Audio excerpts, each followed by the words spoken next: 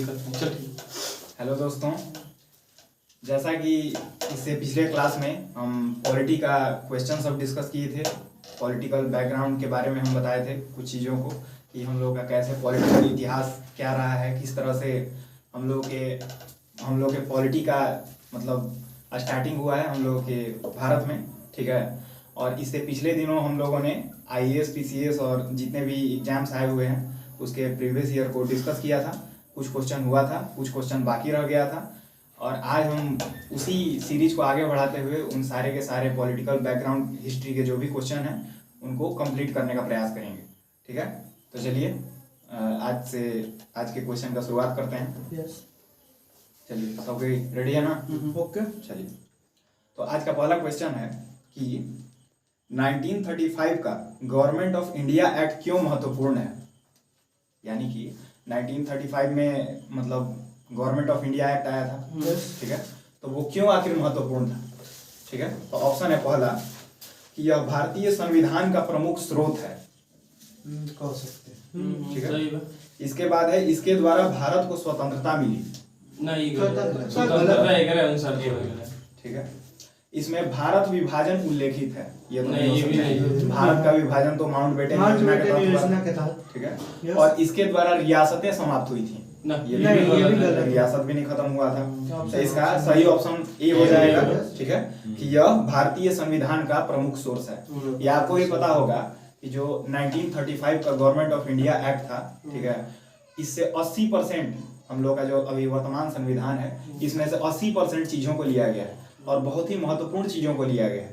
ठीक है, 1935 के गवर्नमेंट ऑफ इंडिया एक्ट के ही तहत आज हम लोग का संघीय न्यायालय है। यस, मतलब 1 अक्टूबर 1937 से वो शुरू हुआ था। ठीक है, चलिए आगे बढ़ते हैं कि आखिर क्या क्या चीजें 1935 में ली गई थी। तो वो है संघात्मक सरकार की स्थापना। अब संघात्मक सरकार क्या है, जैसे हम इससे पिछला बार बताए थे कि केंद्र में द्वैध शासन लागू हुआ था 1935 में।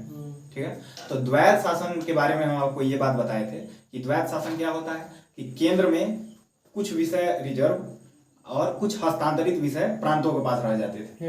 ये द्वैध शासन। अगर हम आज के संघीय सरकार की बात करें तो आज भी मतलब केंद्र और राज्यों में शक्तियों का बंटवारा है, तो इसी को संघात्मक शासन व्यवस्था बोला जाता है। ठीक है, तो 1935 के एक्ट से ही ये संघात्मक शासन व्यवस्था लिया गया था। 1935 के तहत ही केंद्र में द्वैध शासन आया था। ठीक है, प्रांतों में भी द्वैध शासन आया था। ठीक है, प्रांतों में स्वायत्ता मतलब प्रांतों में द्वैध शासन के स्थान पर स्वायत्ता आ गया था 1935 में। चलिए आगे बढ़ते हैं कि फेडरल न्यायालय की स्थापना भी 1935 में हुआ। चलिए अगले क्वेश्चन की तरफ चलते हैं। अगला क्वेश्चन है कि निम्नलिखित अधिनियमों में से किस अधिनियम के फलस्वरूप बर्मा भारत से अलग हुआ था। पहले बर्मा जो था वो हम लोग के भारत का हिस्सा था। ठीक है, तो एक अधिनियम पास हुआ था जिसके द्वारा बर्मा को भारत से पृथक कर दिया था। ठीक है, बर्मा को वर्तमान में म्यांमार बोला जाता है, जो हम लोग के पूर्वी सीमा पर स्थित है, यानी कि पूर्वोत्तर भारत के 3 या 4 राज्यों से लगता है। ठीक है, और जैसे म्यांमार को भारत से अलग करने वाले पर्वत का नाम क्या है, तो वो हिमालय पर्वतमाला का ही हिस्सा है, अराका नायोमा। ठीक है, अराका नायोमा जो है म्यांमार को भारत से अलग करता है। ठीक है, तो कब आखिर अलग हुआ था, किस एक्ट के द्वारा अलग किया गया था, तो गवर्नमेंट ऑफ इंडिया एक्ट 1935 1935 के भारत परिषद अधिनियम 1935 से ही मतलब बर्मा को भारत से अलग किया गया। ठीक है, अब चलिए अब आगे की तरफ बढ़ते हैं, अगले क्वेश्चन की तरफ बढ़ते हैं कि अगला क्वेश्चन क्या है। अगला क्वेश्चन है कि भारत के लिए संविधान की रचना हेतु संविधान सभा का विचार निम्नलिखित में से सर्वप्रथम किसने प्रस्तुत किया था। ठीक है, तो देखते हैं कि संविधान सभा का विचार कौन कौन लाया है। पहले ये बता दे रहे हैं कौन कौन लाया है सबसे पहली बार। तो अगर सबसे पहली बार बात करें तो 1934 में, ठीक है, सबसे पहली बार स्वराज पार्टी सबसे पहले स्वराज पार्टी ये बोला था कि हम लोग के देश में, ठीक है, जैसे कि संविधान सभा होना चाहिए। ठीक है, उसके बाद सेम 1934 में एक थे, उनका नाम क्या था, एक व्यक्ति थे, उनका नाम क्या था बता सकते हैं लोग। 1934 में M N Roy. M N Roy ने भी अपने संविधान सभा के निर्माण की बात कही थी, कोई दिक्कत नहीं। एट द सेम ईयर 1934 में कांग्रेस भी संविधान निर्माण के लिए संविधान सभा का मांग रखा था, लेकिन इसको वेरीफाई किया गया था 1936 में, ठीक है, 1936 में किया गया था। और जैसे स्वराज पार्टी जो हुआ था, स्वराज पार्टी जो मतलब कि पहली बार ये दिया था ये बात कि अपना संविधान सभा होना चाहिए, तो वो रांची में मतलब हुआ था उसका अधिवेशन, रांची में, हाँ, जो स्वराज पार्टी था उसका रांची में अधिवेशन हुआ था, और उसके तहत ये बोला था अपने संविधान सभा का। जो कांग्रेस स्थापना हुई है स्वराज पार्टी की 1923 में स्वराज पार्टी का स्थापना हुआ था मोतीलाल नेहरू और चित्तरंजन दास के द्वारा। ओके, ठीक है। तो ये हो गया कि स्वराज पार्टी कहाँ पर हुए अधिवेशन में रखा था, रांची के अधिवेशन। जो कांग्रेस था वो किस अधिवेशन में सबसे पहले बार रखा था, तो 1934 में पटना के अधिवेशन में, लेकिन इसको वेरीफाई किया था 1936 के फैजपुर अधिवेशन में, ठीक है, कोई दिक्कत। चलिए आगे बढ़ते हैं कि जैसे संविधान सभा का मांग तो सब कोई कर रहा है, लेकिन संविधान सभा का मांग, ठीक है, कि संविधान सभा का गठन किस तरह से किया जाएगा। क्रिप्स मिशन 1942 में पहली बार ये इस बात को रखा था कि संविधान सभा का जो गठन होगा वो चुनावों के आधार पर होगा, ठीक है। क्रिप्स मिशन सबसे पहले बार बोला था कि जो संविधान सभा का जो मतलब होगा निर्माण वो चुनाव के आधार पर होगा। विरोध हुआ था कि उसमें मतलब कि भारतीय मूल के लोग नहीं थे, खाली विदेशी थे, ठीक है। तो क्रिप्स मिशन 1942 निर्वाचन के आधार पर। चलिए अब आगे बढ़ते हैं। अब जैसे देखिए जो ये शब्द है कि संविधान सभा, एक शब्द है स्वराज, ठीक है। स्वराज जो है सबसे पहला बार 1895 में बाल गंगाधर तिलक के द्वारा स्वराज विधेयक प्रस्तुत किया गया था। स्वराज विधेयक 1895 में किसके द्वारा, बाल गंगाधर तिलक के द्वारा। अब ये स्वराज शब्द तो आ रहा है बार बार, लेकिन आखिर स्वराज शब्द का मतलब क्या होता है, तो स्वराज शब्द को सबसे पहले परिभाषित किया था किसने, महात्मा गांधी ने। अच्छा, महात्मा गांधी ने शायद 1921 और 1922 में किए थे, ठीक है। तो वो कहे थे कि स्वराज का एक सीधा सा मतलब है, वो ये है कि जो भारत का शासन और भारत का संविधान होगा वो भारतीयों के द्वारा बनेगा, यही स्वराज का मतलब है, ठीक है। चलिए अब आगे बढ़ते हैं कि जो हम लोग का संविधान सभा गठित हुआ था 1946 में, जैसे दिसंबर में चालू हुआ था, 11 दिसंबर से। तो चुनाव के आधार पर ये संविधान सभा का गठन हुआ था। उसमें टोटल कितने लोगों का चुनाव हुआ था, 389 लोगों का टोटल 389 टोटल संविधान सभा में 389 लोग थे। अब किस तरह से थे 389 लोग, तो 296 लोग जो थे वो ब्रिटिश प्रांतों से थे। वर्तमान में उस टाइम जो ब्रिटिश प्रांत हुआ करते थे भारत में, ठीक है, 296 लोग वहां से थे, और 93 लोग जो थे वो देसी रियासतों से थे। 93 लोग देसी रियासत से 200 मतलब 200 टोटल 292 प्लस 4, ठीक है, 292 लोग जो थे वो ब्रिटिश भारत के हिस्सा थे। 4 राज्य जो थे वो प्रिंसली स्टेट्स हुआ करते थे। अब प्रिंसली स्टेट्स क्या थे, मतलब ऐसे राज्य जो मतलब क्या बोले उसको, जो आर्थिक रूप से सुदृढ़ थे, ठीक है, ऐसे 4 राज्य थे वो। तो 292 प्लस 4 और प्लस 93, हाँ, जम्मू कश्मीर। तो इस तरह से हुआ था। अब ये जो 296 लोगों का निर्वाचन हुआ था, ठीक है, वो ब्रिटिश प्रांतों से हुआ था, ठीक है। अब 296 लोगों का जो चुनाव हुआ था वो टोटल 11 प्रांतों से हुआ था, ठीक है। 11 प्रांत। अब कहिएगा कि चलिए मानते हैं कि ये जो 296 लोग थे उनका जो निर्वाचन हुआ था वो 11 प्रांतों से हुआ था, लेकिन जो 93 लोग देसी रियासत के थे वो कहाँ से आए थे, तो जो देसी रियासत के प्रमुख हुआ करते थे उनके द्वारा नामित किया जाता था आने के लिए। अच्छा, वो मतलब अपना प्रतिनिधि के तौर पर भेजते थे। हाँ, तो जो 296 लोग थे उनका निर्वाचन 11 गवर्नरों के प्रांत से हुआ था, ठीक है। मतलब कि उस समय 11 प्रांत थे और सारे के सारे प्रांतों के अपने गवर्नर हुआ करते थे। और ये जो चुनाव हुआ था ये प्रत्यक्ष निर्वाचन के आधार पर नहीं हुआ था, अप्रत्यक्ष निर्वाचन पर हुआ था। उस समय की जो विधानसभाएं थी वो विधानसभाओं से लोग चुन के गए थे, यानी कि डायरेक्ट जनता के द्वारा नहीं चुने गए, ठीक है ना। चलिए आगे बढ़ते हैं अगले क्वेश्चन की तरफ। स्वतंत्रता के पूर्व के दिनों में प्रारंभ में कितने संविधान निर्मात्री सभा का विचार प्रस्तुत किया था? किसने? कि स्वतंत्रता के पूर्व के दिनों में प्रारंभ में किसने संविधान निर्मात्री सभा का विचार प्रस्तुत किया था? ठीक है, तो वो एम एन रॉय 1934 में अभी बोल दिए कि संविधान सभा निर्मात्री सभा का विचार किसने प्रस्तुत किया था? एम एन रॉय ने किया था। ओके, अच्छा एक बात बता सकते हैं लोग कि टोटल 389 लोग का चुनाव हुआ था संविधान सभा के लिए। यस। लेकिन जब पाकिस्तान अलग हो गया भारत से, तो उस टाइम संविधान सभा में कितने लोग बच गए? 299 लोग बचे।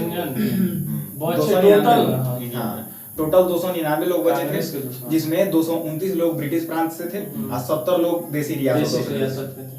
कोई दिक्कत नहीं, चलिए आगे बढ़ते हैं। अब आइए कि अगला क्वेश्चन है कि एक निर्वाचित संविधान सभा द्वारा भारत के संविधान का निर्माण करने का प्रस्ताव किया गया था, किसके द्वारा? तो अभी अभी हम बताए हैं कि संविधान सभा का निर्माण, ठीक है, निर्वाचन के आधार पर होगा। ये सबसे पहले क्रिप्स मिशन के आधार पर कहा गया। मिशन 1942। ठीक है, कोई दिक्कत? क्रिप्स मिशन आया था 1942 में। ओके, चलिए अगले क्वेश्चन की तरफ आगे बढ़ते हैं। अगला क्वेश्चन है कि कैबिनेट मिशन योजना के अंतर्गत संविधान निर्मात्री परिषद में प्रत्येक प्रांत को आवंटित सदस्य संख्या निर्धारित करने के लिए एक प्रतिनिधि कितनी जनसंख्या के अनुपात में थे? 10 लाख। यानी कि उस टाइम जो कॉन्स्टिट्यूएंट असेंबली का चुनाव हुआ था, ठीक है, तो उसमें कितने लोगों पर वो चुनाव किया गया था? कितने जनता पर मतलब एक प्रतिनिधि थे? तो 10 लाख। 10 लाख की जनता पर एक प्रतिनिधि थे। कोई दिक्कत नहीं है। हाँ, अभी का वर्तमान का तो 20-25 ही है लगभग, 20 लाख नहीं, 20 लाख लगभग। हाँ, ठीक है, चलिए आगे बढ़ते हैं। आगे है कि इन व्यक्तियों में से कौन कैबिनेट मिशन का सदस्य नहीं, मतलब कि नहीं था। कुछ व्यक्तियों का नाम दिया जाएगा और कैबिनेट मिशन जब भारत आया था तो उस टाइम कौन कौन सदस्य थे? ये वाला क्वेश्चन आया था ना। ठीक है, हाँ ये आया था शायद हाँ, बीपीएससी में पूछा था। तो व्यक्तियों में कौन कैबिनेट मिशन के सदस्य नहीं थे? ठीक है, तो जो कैबिनेट मिशन आया था वो 3 लोगों के द्वारा आया था। 3 लोग आए थे साथ में। अब वो कौन कौन आए थे? तो पहले थे स्टेफोर्ड क्रिप्स, वही जो क्रिप्स मिशन वाला था। स्टेफोर्ड क्रिप्स आया था, और उसके बाद आया था एबी अलेक्जेंडर, और एक थे लॉर्ड पैंथिक लॉरेंस। 3 लोग थे। कौन कौन थे? तो एक थे जैसे स्टेफोर्ड क्रिप्स थे, एबी अलेक्जेंडर थे, और कौन थे? लॉर्ड पैंथिक लॉरेंस, जो कि अध्यक्ष था। हाँ, ना अभी कभी कभी पूछ देता है कि इसके अध्यक्ष कौन थे, तो वो ये स्टेफोर्ड क्रिप्स था। स्टेफोर्ड क्रिप्स उसी अध्यक्ष का नाम क्रिप्सवा इसका भी अध्यक्ष था उनको पढ़ाए लॉर्ड ना, क्रिप्सवा इसका अध्यक्ष था। वैसे आगे हम बताएं कि तीनों लोग कौन कौन थे। तो स्टेफोर्ड क्रिप्स जो थे वो अध्यक्ष थे बोर्ड ऑफ ट्रेड के। अच्छा, बोर्ड ऑफ ट्रेड के मतलब कि जो उस समय व्यापार के उसके अध्यक्ष थे। जो पैंथिक लॉरेंस थे वो भारत सचिव थे उस समय। ठीक है, अगला जो एबी अलेक्जेंडर था वो उन लोग के नेवी का मंत्री था, नौसेना का मंत्री था उस टाइम। ठीक है, चलिए आगे बढ़ते हैं। अगला क्वेश्चन है कि भारतीय संविधान सभा का गठन किया गया था, मतलब किस आधार पर किया गया था, किस अधिनियम के द्वारा किया गया था भारतीय संविधान सभा का गठन? पहला है भारत सरकार अधिनियम 1935, नहीं तो गलत है। क्रिप्स मिशन 1942, ये तो नहीं है भैया। अगला है कैबिनेट मिशन योजना 1946, ये कैबिनेट मिशन तो हम लोग का जो कैबिनेट मिशन योजना के तहत हम लोग का कॉन्स्टिट्यूएंट असेंबली तैयार हुआ था। ठीक है, चलिए अब अगले क्वेश्चन की तरफ बढ़ते हैं। अगला क्वेश्चन है कि 1946 में निर्मित अंतरिम सरकार में कार्यपालिका परिषद के उपसभापति कौन थे? 1946 में अंतरिम सरकार बना था, और उस अंतरिम सरकार में कार्यपालिका परिषद के उपसभापति कौन थे? तो जो अंतरिम सरकार बना था उसमें एक कार्यपालिका परिषद था, और उस कार्यपालिका परिषद का अगर बात करें तो उस टाइम का जो कार्यपालिका परिषद होता था उसका पदेन अध्यक्ष उस समय का गवर्नर जनरल या वायसराय होता था। ठीक है, और जो मतलब कि क्वेश्चन क्या पूछ रहा है? क्वेश्चन पूछ रहा है कि उपसभापति कौन थे? तो उपसभापति जवाहरलाल नेहरू थे। अंतरिम सरकार जो बना था, ठीक है, अंतरिम सरकार जो बना था उसके मतलब कि पदेन अध्यक्ष कौन होते थे? उस समय के वायसराय होते थे, वायसराय थे उस टाइम के। जो उपाध्यक्ष थे उपसभापति थे वो कौन थे? जवाहरलाल जवाहरलाल नेहरू। नेहरू। बात अंतरिम सरकार का हो रहा है, ठीक है, वो कैबिनेट मिशन के द्वारा जो कॉन्स्टिट्यूएंट असेंबली बना था उसका नहीं, उसका नहीं ना अंतरिम सरकार। अंतरिम सरकार है। चलिए अगला क्वेश्चन है कि कौन अगस्त 1946 में गठित प्रथम अंतरिम राष्ट्रीय सरकार का सदस्य नहीं था? 1946 में जो अंतरिम सरकार बनाया गया था उसमें कौन सा नहीं था, कौन सदस्य नहीं था? यस ठीक है, तो पहला सी राजगोपालाचारी, डॉक्टर राजेंद्र प्रसाद, राधा कृष्णन और जगजीवन राम। तो इसमें राधा कृष्णन नहीं थे, इसमें राधा कृष्णन नहीं थे, राजगोपालाचारी थे, राजेंद्र राम थे और राजेंद्र प्रसाद थे, सॉरी, और जगजीवन राम थे। जगजीवन राम को श्रम मंत्री। चलिए, तो राजगोपालाचारी जो थे उस टाइम शिक्षा मंत्री थे। सिराज को 5 राजगोपालाचारी शिक्षा मंत्री थे और राजेंद्र प्रसाद क्या थे बता सकते हैं लोग? हाँ। खाद्य एवं कृषि कृषि मंत्रालय खाद्य एवं कृषि मंत्री थे। जगजीवन राम क्या थे बताइए? श्रम मंत्री थे। श्रम मंत्री श्रम लेबर श्रम मंत्री। श्रम एवं रोजगार मंत्री थे। अब आइए अगला क्वेश्चन है कथन और कारण के, मतलब अगला क्वेश्चन है कि बैबल योजना के अनुसार कार्यकारी परिषद में हिंदू और मुस्लिम सदस्यों की संख्या समान होनी थी। ये मतलब पहला कथन है और इसका कारण है कि बैबल का विचार था कि ऐसी व्यवस्था से भारत का बंटवारा बच जाता। तो बताइए इसमें कौन सही है, क्या कारण है, क्या कारण नहीं है? तो पहला जो है कि बैबल योजना के अनुसार कार्यकारी परिषद में हिंदू और मुस्लिम सदस्यों की समान संख्या होनी थी, ये बिल्कुल सही है। लेकिन इसका जो कारण है कि बैबल का विचार ऐसी व्यवस्था से भारत का बंटवारा बच जाता, ये बिल्कुल गलत है। हाँ, वो ये जरूर चाहता था कि जो राजनीतिक गतिरोध चल रहा है हिंदू और मुसलमान के कारण, उस गतिरोध को दूर कर दिया जाए। हुआ ये था कि जैसे 1943 तक लॉर्ड लिनलिथगो था, वैसा है, ठीक है, लेकिन 1943 के बाद ये बन गया बैबल बन गया। तो वो क्या देखा कि बहुत ज्यादा राजनीतिक गतिरोध है हिंदू और मुस्लिमों के बीच, तो वो लंदन गया 1945 में। लंदन गया और वहां के लोगों से बात किया, लोगों से बात करके और कुछ खाका तैयार करके लाया। और वो जब खाका लेकर आया हम लोग के भारत में, तो उसी के प्लान को बैबल प्लान बोला जाता है। और उस प्लान में क्या क्या बात था? तो यही कि जो कार्यकारी परिषद उस समय था उसमें हिंदू और मुस्लिमों की संख्या बराबर होनी चाहिए, बस यही बात उसके द्वारा किया गया था। ठीक है, अब आइए अगला क्वेश्चन है कि निम्नलिखित में से कौन से कथन संविधान सभा के विषय में सत्य है? संविधान सभा जो हम लोग का बना था कॉन्स्टिट्यूएंट असेंबली, उसके विषय में कौन कौन से चीज सत्य है? तो पहला, वह वयस्क मताधिकार पर आधारित थी। क्या ये सही है? वयस्क मताधिकार ये गलत है, वयस्क मताधिकार पर नहीं था। अरे यार एक बात है, हम मेरे एक बात का जवाब दीजिए, वयस्क मताधिकार पर कहां से हो पाएगा? भाई लोग अभी बताइएगा कि जो कॉन्स्टिट्यूएंट असेंबली बना था उसका चुनाव जो हुआ था वो प्रांतों के विधानसभाओं से हुआ था। आज भी आपको पता होगा कि जो विधानसभा हम लोग का, मतलब हम लोग के जो लोकसभा है हम लोग का और राज्यसभा है, तो लोकसभा में एंट्री के लिए मिनिमम क्राइटेरिया क्या है? 25 साल। राज्यसभा में एंट्री के लिए मिनिमम क्राइटेरिया क्या है? 30 साल। यानी कि अब मान लीजिए कि वयस्क मताधिकार होता है कि 18 साल के बाद आप वोटिंग राइट आपको मिल जाता है, तो उस समय तो विधानसभा के द्वारा हुआ था। तो विधानसभा के लोग क्या 18 प्लस होंगे? मतलब बेयरली 18 पार होंगे? वो भी तो बहुत एजेड होंगे। एजेड सब कोई एजेड। तो कैसे आप कह सकते हैं कि वह वयस्क मताधिकार पर आधारित था? इसका मतलब क्लियर है कि वो वयस्क मताधिकार पर नहीं था। दूसरा है कि वह प्रत्यक्ष निर्वाचन का परिणाम था। बिल्कुल गलत। प्रत्यक्ष निर्वाचन जनता के द्वारा डायरेक्ट जो चुना जाए उसको बोला जाता है, और ये विधानसभाओं के जो उस टाइम के चुने हुए प्रतिनिधि थे वो चुन के भेजे थे कॉन्स्टिट्यूएंट असेंबली के लिए। गलत है। तीसरा है वह एक बहुदलीय निकाय थी। संविधान सभा जो था वो बहुदलीय निकाय था, ये बिल्कुल सही है। ठीक है, अगला है उसने अनेक समितियों के माध्यम से कार्य किया था, ये भी बिल्कुल सही है। जो हम लोग का संविधान सभा था, कॉन्स्टिट्यूएंट असेंबली था, उसको सुचारू रूप से चलाने के लिए और सारा का सारा प्लान क्रियान्वयन सही ढंग से करने के लिए क्या किया गया था कि 8 बड़ी समिति बनाया गया था। 8 बड़ा समिति और 13 करीब छोटा समिति बनाया गया था, ताकि सारा का सारा कार्यान्वयन बढ़िया से हो सके। तो इस तरह से अगर देखें तो मान लीजिए कि एक संचालन समिति हुआ करता था। संचालन समिति के अध्यक्ष राजेंद्र प्रसाद हुआ करते थे। ठीक है, एक था आपको संविधान समिति के अध्यक्ष जवाहरलाल नेहरू। ठीक है, और भी समिति जैसे बहुत इंपॉर्टेंट समिति था प्रारूप समिति।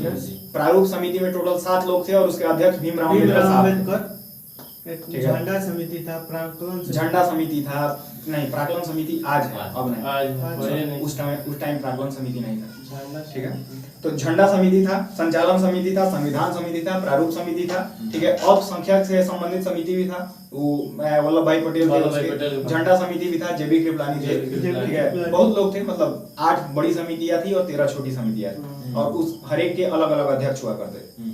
चलिए आगे बढ़ते हैं। अगला क्वेश्चन है कि भारतीय संविधान सभा के संबंध में निम्नलिखित में से कौन सा कथन सही है। मतलब हम लोग का जो कॉन्स्टिट्यूएंट असेंबली है, फिर आपको चुनना है कि निम्नलिखित में से कौन कौन सा सही है।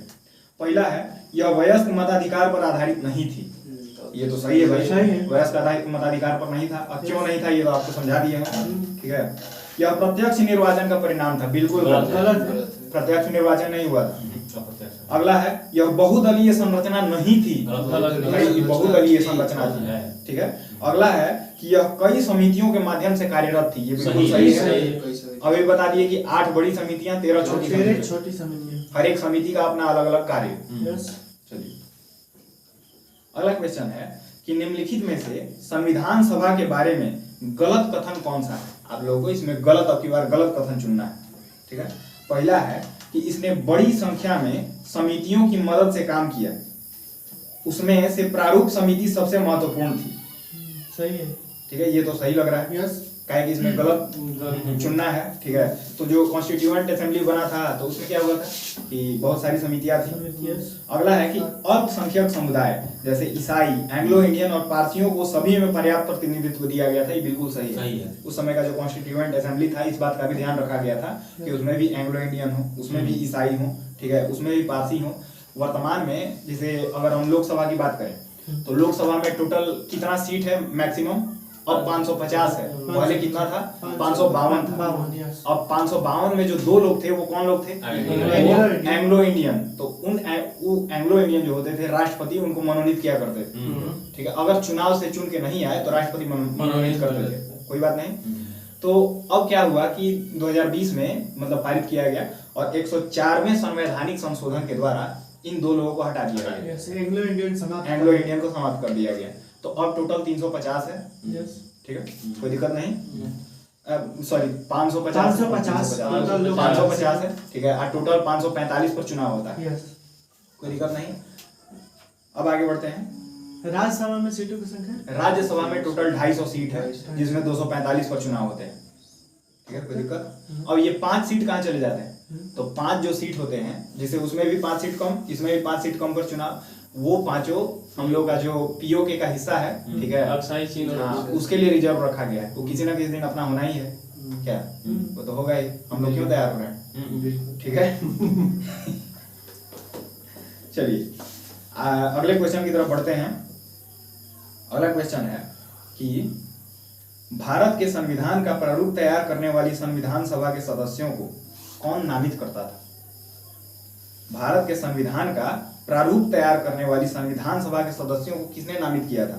क्या वो ब्रिटिश संसद द्वारा नामित किया गया था, बिल्कुल नहीं, ठीक है। अगर ब्रिटिश संसद द्वारा नामित किया जाता तब क्यों सब कोई बोल रहा था कि संविधान सभा में अपना विचार मतलब जनता का विचार सर्वोपरि होना चाहिए। जब ब्रिटिश करता तो नहीं होता। गवर्नर जनरल द्वारा नामित किया गया था, बिल्कुल नहीं, ठीक है। विभिन्न प्रांतों की विधानसभा द्वारा चुना गया था, ठीक है, विभिन्न प्रांतों की विधानसभा द्वारा चुना गया था।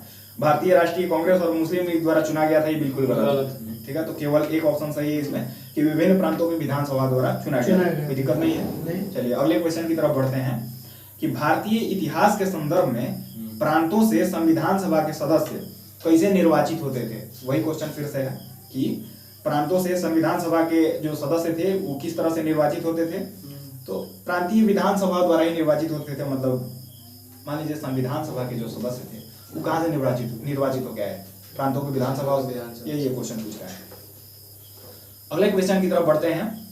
तो अगला क्वेश्चन है कि संविधान सभा में सदस्यों का चुनाव कैसे हुआ था। वही एक ही तरह का क्वेश्चन, सोच लीजिए ये क्वेश्चन कितना महत्वपूर्ण है। ये एक ही क्वेश्चन है और ना जाने कितने तरीकों से इसको घुमा घुमा के पूछा है अलग अलग एग्जाम में। जैसे अभी देख लीजिए, जो इससे पहले पढ़े वो आईएएस प्री में पूछा था 2002 में, ठीक है। उसके बाद जो उसके अगला था वो IAS प्री में पूछा था 2013 में। अब की बार जो संविधान सभा में सदस्यों का चुनाव कैसे हुआ था, ये यूपी PCS 1993 में पूछा। मतलब कि अलग अलग एग्जाम में अलग अलग तरीके से मतलब ये क्वेश्चन पूछ रहा है, लेकिन क्वेश्चन सेम है। तो क्वेश्चन है कि संविधान सभा में सदस्यों का चुनाव कैसे हुआ था, बताइए लोग। तो ये हुआ था प्रांतीय सभा, प्रांतीय विधानसभा प्रांतीय विधानसभा। चलिए अगला क्वेश्चन है कि संविधान सभा के चुने हुए अस्थायी अध्यक्ष कौन थे। बहुत बहुत स्टार क्वेश्चन, राजेंद्र बहुत प्रसाद। Star question. जो हम लोग का संविधान सभा था उसका पहला बार बैठक कब हुआ था, तो वो हुआ था 9 दिसंबर 1946। उसका अगला जो बैठक हुआ था वो हुआ था 11 दिसंबर 1946। और उसके अगला जो हुआ था 13 दिसंबर 1946। तो 9 दिसंबर 1946 को जो मतलब हुआ था अधिवेशन, तो उसमें हम लोग के अध्यक्ष चुने गए थे, वो अस्थायी अध्यक्ष, उनका नाम था सच्चिदानंद सिन्हा, ठीक है। लेकिन 11 दिसंबर 1946 को जो हुआ था उसमें अस्थायी अध्यक्ष चुन लिए गए थे। वो अस्थायी अध्यक्ष कौन थे, डॉक्टर राजेंद्र प्रसाद, ठीक है। अब जो 11 दिसंबर को जो अधिवेशन हुआ था उसी में उपाध्यक्ष भी चुना गया था, और वो उपाध्यक्ष कौन थे, वो उपाध्यक्ष थे HC मुखर्जी। शायद HC मुखर्जी ही थे। सर्च कर लेगा। अच्छा हम आगे बता रहे हैं, आगे क्लियर करते हैं। HC मुखर्जी। चलिए आगे देखते हैं। अगला क्वेश्चन है कि संविधान सभा के चुने हुए अस्थायी अध्यक्ष कौन थे, तो वो थे डॉक्टर राजेंद्र प्रसाद। यस। चलिए अगला क्वेश्चन है कि संविधान सभा की प्रथम बैठक की अध्यक्षता किसने की थी, डॉक्टर सच्चिदानंद सिन्हा। ये हो गया कि सच्चिदानंद सिन्हा, अस्थायी ठीक है। अगला क्वेश्चन है कि भारतीय संविधान सभा के उद्घाटन अधिवेशन की अध्यक्षता किसने की थी, तो सच्चिदानंद सिन्हा। फिर से आप देख सकते हैं कि ये सेम क्वेश्चन कितने तरीकों से घुमा घुमा के अलग अलग एग्जाम में पूछा है, ठीक है। अगला क्वेश्चन है कि भारत की संविधान निर्मात्री सभा के अध्यक्ष कौन थे, संविधान निर्मात्री सभा के अध्यक्ष कौन थे, तो राजेंद्र प्रसाद। अगला क्वेश्चन है कि स्वतंत्र भारत की संविधान सभा के अध्यक्ष कौन थे, स्वतंत्र भारत के संविधान सभा के अध्यक्ष कौन थे, तो वो थे राजेंद्र प्रसाद। अगला क्वेश्चन है कि संविधान सभा के प्रथम मनोनीत उपसभापति कौन थे। अब देखिए ये आएगा स्टार क्वेश्चन, ठीक है। संविधान सभा के प्रथम मनोनीत उपसभापति कौन थे, तो उनका नाम था फ्रैंक एंथोनी। और ये कैसे हो गया, ठीक है, ये कैसे हो गया, देखिए जो 9 दिसंबर 1946 को जो हम लोग के संविधान सभा का अधिवेशन हुआ था पहला, उसमें मतलब कि पहली बार कौन अध्यक्षता किए थे, सच्चिदानंद सिन्हा। तो वो जो सच्चिदानंद सिन्हा थे वो मतलब अस्थायी उपसभापति चुने थे, ये तो सभापति थे, ठीक है, और यही अस्थायी उपसभापति चुने थे, और उस अस्थायी उपसभापति का नाम फ्रैंक एंथोनी था। लेकिन जो अगला अधिवेशन हुआ था 11 दिसंबर को, उसकी अध्यक्षता राजेंद्र प्रसाद किए थे, और राजेंद्र प्रसाद अब उनका मतलब 11 दिसंबर को उपाध्यक्ष को चुन लिया गया था, तो HC मुखर्जी को चुन लिया गया। समझ में आया। फ्रैंक एंथोनी कौन थे, उपसभापति थे 9 दिसंबर के, ठीक है। उसके बाद जो हुआ था मतलब कि वो टेम्पोररी थे, जिस तरह से सच्चिदानंद सिन्हा टेम्पोररी अध्यक्ष थे, ये टेम्पोररी उपाध्यक्ष थे बस 9 दिसंबर के लिए। और जो 11 दिसंबर से जब परमानेंट हो गए राजेंद्र प्रसाद, तो उस समय परमानेंट उपाध्यक्ष कौन हो गए, HC मुखर्जी। चलिए अगला क्वेश्चन है कि भारतीय संविधान की स्थापना की गई थी कब, भारतीय संविधान की स्थापना कब की गई थी, 26 नवंबर। सॉरी क्वेश्चन थोड़ा सा हम इनकम्प्लीट पढ़े हैं। भारतीय संविधान सभा की स्थापना कब की गई, 9 दिसंबर 1946। संविधान सभा 9 दिसंबर 1946। चलिए अगला क्वेश्चन है कि संविधान सभा की प्रथम बैठक कब हुई थी, वही 9 दिसंबर 1946। एक ही तरह का क्वेश्चन अलग अलग एग्जाम में, ठीक है। तो 9 दिसंबर 1946।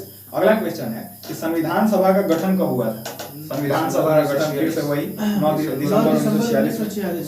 अगला क्वेश्चन है कि भारत की संविधान सभा का प्रथम अधिवेशन कब शुरू हुआ, भारत की संविधान सभा का प्रथम अधिवेशन कब शुरू हुआ था, कब हुआ था भाई, बताइए लोग। 9 दिसंबर 1946 संविधान सभा का प्रथम अधिवेशन तो 9 दिसंबर को हुआ। अलग अगला क्वेश्चन है कि भारतीय संविधान सभा की पहली बैठक कब हुई थी, 9 दिसंबर 1946। चलिए अगला क्वेश्चन देखते हैं। अगला क्वेश्चन है कि भारत को एक संविधान देने का प्रस्ताव संविधान सभा द्वारा पारित किया गया था कब, भारत को एक संविधान देने का प्रस्ताव संविधान सभा द्वारा कब पारित किया गया था? ये संविधान सभा का जो गठन हुआ था उसी को 22 जनवरी 1947। कब? 22 जनवरी 1947 घोषणा किया गया था 22 जनवरी 1947। देखिए, क्वेश्चन भारत को एक संविधान देने का प्रस्ताव, सही है। भारत को एक संविधान देने का प्रस्ताव संविधान सभा द्वारा कब पारित किया गया था? 22 जनवरी 1947। मतलब चिंता मत कीजिए, समझ में आएगा, हम चीजों को कनेक्ट करने का प्रयास करते हैं। चलिए, 9 दिसंबर 1946 को क्या हुआ था? संविधान सभा का पहला बैठक। 11 दिसंबर 1946 को संविधान सभा का दूसरा बैठक हुआ था, ठीक है। और 13 दिसंबर 1946 को तीसरा बैठक हुआ था, ठीक है। और उस तीसरा बैठक में आपको पता होना चाहिए कि जो हम लोग के जवाहरलाल नेहरू साहब थे, पहली बार उद्देशिका को प्रस्तुत किए, उद्देश्य प्रस्ताव को 13 दिसंबर 1946 को उद्देश्य प्रस्ताव को प्रस्तुत किए थे। अब जो 13 दिसंबर 1946 को वो उद्देश्य प्रस्ताव प्रस्तुत किए थे, वो संविधान सभा से पारित हुआ था 22 जनवरी 1947 को। उद्देश्य प्रस्ताव पारित हुआ। वो प्रस्ताव जो जवाहरलाल नेहरू रखे थे 13 दिसंबर को, वो पारित हुआ था 22 जनवरी 1947 को। अच्छा, उसी प्रस्ताव में तो उसी प्रस्ताव में संविधान, जैसे भारत को एक संविधान देने का प्रस्ताव, संविधान सभा द्वारा पारित कर दिया गया था। कब? 22 जनवरी 1947। कोई दिक्कत नहीं है, कनेक्ट हो गया सब चीज, ठीक है। अब आगे बताते हैं, जैसे जो उद्देशिका उस टाइम प्रस्तुत किए थे जवाहरलाल नेहरू, उसी उद्देशिका को हम वर्तमान में प्रस्तावना के नाम से जाने जाते हैं। हम लोग के संविधान का जो प्रस्तावना है, प्रियम्बल है, ठीक है, तो वही उद्देश्य प्रस्ताव था। अच्छा, अब जैसे हम लोग का जब संविधान लागू हुआ था, पारित हो गया था, लागू हो गया था, तो उस टाइम मतलब कि क्या हुआ था कि 1973 में एक केशवानंद भारती बनाम केरल राज्य केस हुआ था, तो सही बात, ठीक है। तो उसमें क्या किया गया था कि पहले जो व्यवस्था था कि माना जाता था कि जो प्रस्तावना है वो हम लोग के संविधान का अंग नहीं है, ठीक है। तो जो चीज संविधान का अंग नहीं है उसमें संशोधन नहीं किया जा सकता, ठीक है। लेकिन 1973 में केशवानंद भारती बनाम केरल स्टेट केस हुआ, और उसमें ये मान लिया गया कि जो प्रियम्बल है, प्रस्तावना है, वो भी हम लोग के संविधान का अंग है, ठीक है। और इसी आधार पर क्या हुआ था कि हम लोग के प्रस्तावना में पहली बार संशोधन किया गया था 1976 में, ठीक है। 1976 में हम लोग का 42वां संविधान संशोधन हुआ था, और उसके द्वारा प्रस्तावना में क्या क्या जोड़ा गया था? 2 या 3 वर्ड जोड़ा गया था। कौन सा? तो धर्मनिरपेक्ष, अखंडता, धर्मनिरपेक्ष, एकता एवं अखंडता, यही सब जोड़ा गया था। हम लोग का जो प्रस्तावना की बात करें अगर, तो प्रस्तावना शुरू किससे होता है? We the people of India, यानी कि हम भारत के लोग, ठीक है। और इसमें एक नारा जो कभी कभी क्रम में पूछ देता है कि संप्रभुत्व संपन्न समाजवादी लोकतांत्रिक गणराज्य की स्थापना, संप्रभुत्व संपन्न समाजवादी धर्मनिरपेक्ष लोकतांत्रिक गणराज्य की स्थापना, ठीक है। ये है हम लोग के प्रस्तावना का। चलिए अब आगे बढ़ते हैं। अगला क्वेश्चन है कि संविधान सभा के सम्मुख संविधान की प्रस्तावना का प्रस्ताव किसने रखा था? अभी सारा का सारा चीज क्लियर कर दी एक ही बात में, जवाहरलाल नेहरू ने रखा था। अगला क्वेश्चन है कि संविधान सभा में उद्देश्य प्रस्ताव निम्न में से किस एक के द्वारा प्रस्तुत किया गया? उद्देश्य प्रस्ताव द्वारा प्रस्तुत किया गया था, ये पूरी तरह से अभी बता दिए, ठीक है। मोतीलाल नेहरू ने बना दिए थे, वो नेहरू रिपोर्ट दिए थे, नेहरू रिपोर्ट 1928 में, नेहरू रिपोर्ट दिए थे। अरे छोड़िए नेहरू रिपोर्ट, ये हिस्ट्री का मतलब चीजें फिर कभी बताएंगे, नहीं तो लेट होगा। चलिए, भारतीय संविधान के निर्माण से संबंधित निम्नलिखित कथनों में से कौन सही है? यानी कि हम लोग का जो संविधान निर्माण हुआ था उसमें कौन कौन सा चीज सही था, कौन कौन सा चीज गलत था, इसके बारे में आप लोग को बताना है। पहला है कि पंडित नेहरू के उद्देश्य प्रस्ताव का जो संविधान सभा द्वारा स्वीकार किया गया था, संविधान के निर्माण पर असर था। बिल्कुल सही बात है। अभी आपको पता भी चला कि जो भारत को एक संविधान देने का प्रस्ताव पारित हुआ था 22 जनवरी 1947 को, ठीक है। उसी दिन 22 जनवरी 1947 को उद्देश्य प्रस्ताव पारित कर दिया गया, ठीक है। अगला क्वेश्चन, अगला मतलब है कथन कि उद्देशिका बहुत महत्वपूर्ण उद्देश्यों की पूर्ति करती है। सही है, बिल्कुल सही है ये। अगला क्वेश्चन है, मतलब क्वेश्चन नहीं है, सॉरी, अगला जो स्टेटमेंट है, इस संविधान को भारत के लोगों ने आदेशित किया है। बिल्कुल सही है, क्योंकि स्वराज का मतलब यही होता है। स्वराज का मतलब क्या होता है? कि जो शासन हो उसमें जनता का विचार, जो हम लोग का संविधान हो उसमें जनता का विचार हो। ठीक है। अगला क्वेश्चन है कि राज्य के मुखिया को लोग प्रत्यक्ष रूप से निर्वाचित करते हैं, ये बिल्कुल गलत है। राज्य के मुखिया को, राज्य के मुखिया को, अब राज्य कहने का ना राज्य कहने का, यहाँ राज्य कहने का सेंस मुख्यमंत्री से बिल्कुल नहीं है। राज्य कहने का सेंस यहाँ हम लोग के सेंट्रल से है। अब बताइए, राज्य, हम लोग के राज्य का मुखिया कौन होता है? राष्ट्रपति। ठीक है। राष्ट्रपति का निर्वाचन किस तरह से होता है? अप्रत्यक्ष रूप से, है कि नहीं? ठीक है। तो इसी तरह से ये स्टेटमेंट गलत हो जाएगा। अगर राष्ट्रपति के निर्वाचन की बात करें, राष्ट्रपति का निर्वाचन हम लोग के आर्टिकल 54 में है। राष्ट्रपति का निर्वाचन किसमें है? आर्टिकल 54 में। तो कौन कौन हम लोग के राष्ट्रपति के निर्वाचन में भाग ले सकते हैं? तो वो लोकसभा के सभी निर्वाचित सदस्य, राज्यसभा के सभी निर्वाचित सदस्य, ठीक है, और विधानसभाओं के सभी निर्वाचित सदस्य। अब इसमें मनोनीत सदस्य नहीं हिस्सा ले सकते। हम लोग का जो राष्ट्रपति का चुनाव होता है उसमें मनोनीत सदस्य हिस्सा नहीं ले सकते। क्यों नहीं ले सकते आप लोग बता सकते हैं? जो राष्ट्रपति होते हैं वो हम लोग के राज्यसभा में 12 लोगों को मनोनीत करते हैं। अब मान लीजिए कि एक राष्ट्रपति, मान लीजिए हम अभी वर्तमान में राष्ट्रपति का चुनाव आया और हम फिर से एज ए राष्ट्रपति के उम्मीदवार के रूप में खड़े हुए, तो मान लीजिए कि उस संसद में 12 लोगों को हम पहले से मनोनीत करके रखें। अगर हम ही फिर से खड़े हुए तो वो जो 12 लोग हैं वो हमको पसंद करेंगे तो ये तो फिर दो भाग हो जाएगा। तो इस कारण ये होता है कि जो राष्ट्रपति का चुनाव होता है उसमें बस निर्वाचित सदस्य ही हिस्सा लेते हैं, मनोनीत सदस्य हिस्सा नहीं लेते। नहीं तो इस तरह से 14 वोटों का फायदा हो जाता, क्योंकि 12 सदस्यों को राज्यसभा में मनोनीत करते हैं, 2 सदस्यों को लोकसभा में। ठीक है। इस बार मान लीजिए, इस बार नहीं है हटा कि 2 लोग अब हट जाएंगे, इससे पहले तो था। चलिए आगे बढ़ते हैं। अगला क्वेश्चन है कि भारतीय संविधान को बनाने हेतु भारतीय संविधान सभा के कुल कितने अधिवेशन हुए थे? हम लोग का जो संविधान बना था वो कुल कितने अधिवेशनों में कंप्लीट हो गया? 11 टोटल 12 अधिवेशन। ठीक है। संविधान सभा बनने, मतलब हम लोग का संविधान निर्माण में टोटल कितना अधिवेशन हुआ था? 12 अधिवेशन। कब से कब तक हुआ था बता सकते हैं? यानी कि ये कार्यवाही शुरू 9 दिसंबर से ही होता है और खत्म होता है 26 नवंबर 1949। हम लोग का जो संविधान था टोटल 3 वाचन में खत्म हुआ था। अब वाचन क्या होता है? जैसे कि वाचन, हम जैसे इसको नॉर्मल टर्म में बोले तो डिस्क्रिप्शन देना, मतलब कि उसको डिस्क्राइब करना। जैसे क्या होता था कि हम लोगों के जो संविधान सलाहकार समिति के जो थे BN राव जो थे वो संवैधानिक सलाहकार थे। तो BN राव जो भी मतलब अलग अलग देशों के संविधान से चीजों को इकट्ठा करते थे और BN राव जो भी चीज इकट्ठा करते थे उसमें काट छांट करने का काम प्रारूप समिति का होता था, जिसमें प्रारूप समिति का अध्यक्ष कौन थे? भीमराव अम्बेडकर। अब ये जो प्रारूप समिति चीजों को काट दिया करता था उसको अब 389 लोगों के पास आके सुनाया जाता था।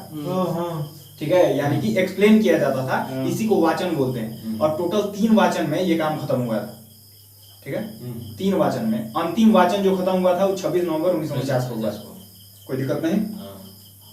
तो ये कह रहा है कि भारतीय संविधान के कुल कितने अधिवेशन हुए थे? वाचन 3 हुआ था लेकिन अधिवेशन टोटल 12 हुआ था।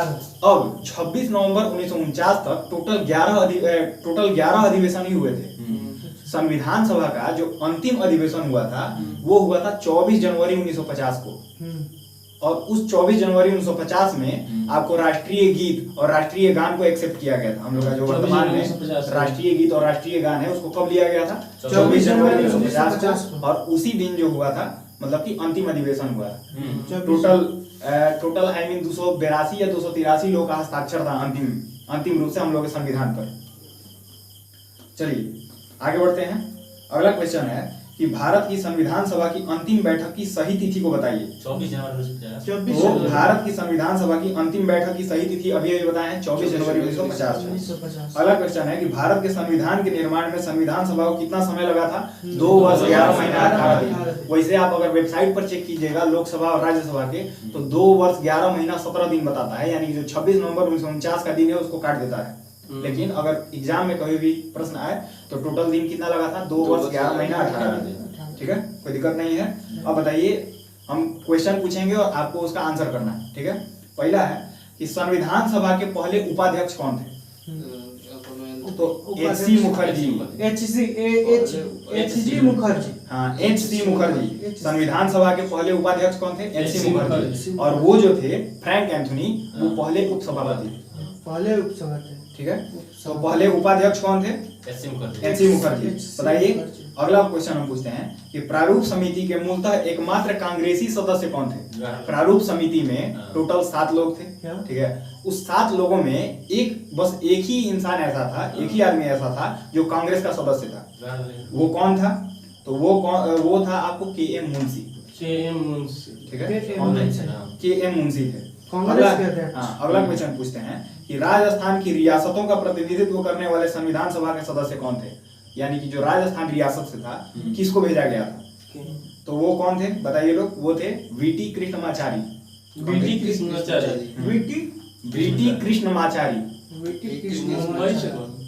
अगला क्वेश्चन है, वो हम लोग के भीमराव अम्बेडकर साहब चुने गए थे वहां से। अगला क्वेश्चन है कि संघ संविधान समिति के अध्यक्ष कौन थे? अभी हम बताए थे कि 8 बड़ी समिति 13 छोटी समिति थी। उसमें संघ संविधान समिति के अध्यक्ष भी हम पहले बता चुके हैं कि जवाहरलाल नेहरू। ठीक है। संचालन समिति के अध्यक्ष कौन थे? राजेंद्र प्रसाद। झंडा समिति के JB कृपलानी। अलग अलग समितियों के अलग अलग अध्यक्ष। ठीक है, चलिए आगे बढ़ते हैं। भारतीय संविधान के निर्माण के समय संवैधानिक सलाहकार कौन थे? तो BN राव। इनका पूरा नाम था बेनेगल नरसिंह राव। ठीक है, बहुत टैलेंटेड इंसान था ये बंदा। ठीक है, तो संविधान के निर्माण के समय संवैधानिक सलाहकार कौन थे? BN राव। चलिए दोस्तों, अब आज की कार्यवाही को यहीं तक रहने देते हैं। उम्मीद करते हैं कि आपको ये सेशन पसंद आया होगा, और अगर आपको पसंद आया होगा तो कृपया हमारे मतलब कि वीडियो को लाइक करिए, ठीक है, सब्सक्राइब कीजिए मेरे चैनल को, तो और प्यार बनाए रखिए। ठीक है, बाय बाय, मिलते हैं अगले क्लास में।